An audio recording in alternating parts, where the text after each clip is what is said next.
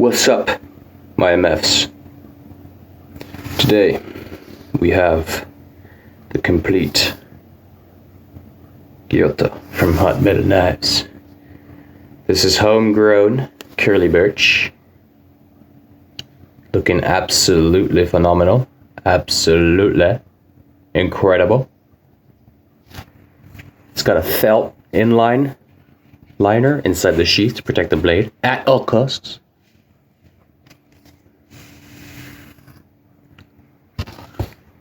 This is a kitchen knife. Oh, I'm really fond of it. It's super cool.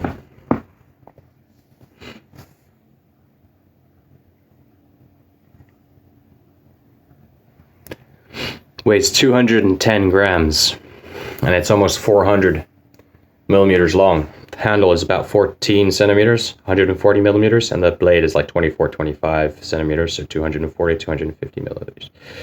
It's very impressive blade.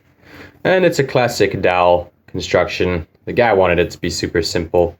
You know, I usually put something like, you know, some kind of steel ring like that often. So it's nice to actually be encouraged to do something very simple like this. And it keeps the price down too quite a lot.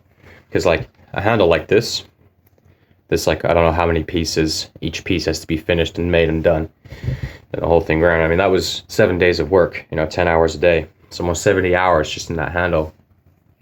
Whereas this blade is like, it's like the handle, I mean, it's much more straightforward. Something you can work on over a day or two. But yeah, it's quite a good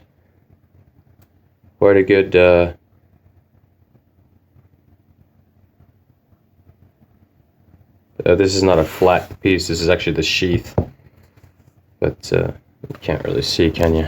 There.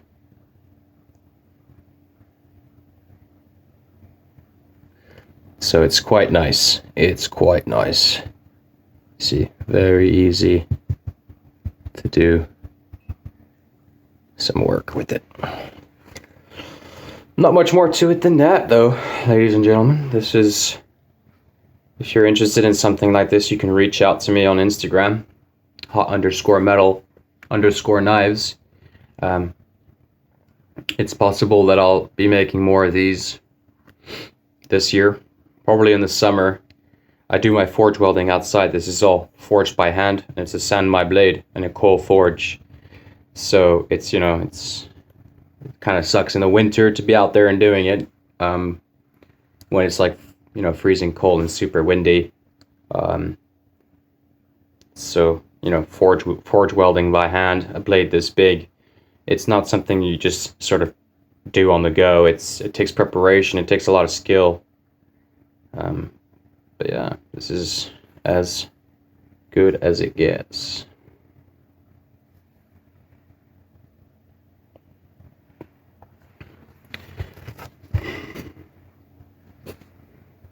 And then this is the sheath.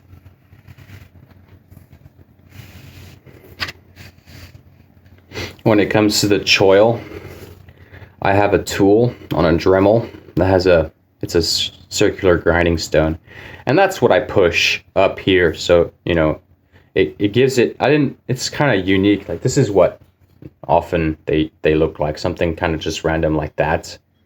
Now, mind you, this is like several years old. This is number 34. This is from years and years ago that I made. This is a very old blade of mine. But I do this and it feels quite nice. It feels just right with the finger. So that's something cool just to have in mind. So there it is, guys. A Hot Metal Knives Gyuoto 115 CRV3 core. So basically like your Hitachi white or blue or whatever. And there it is.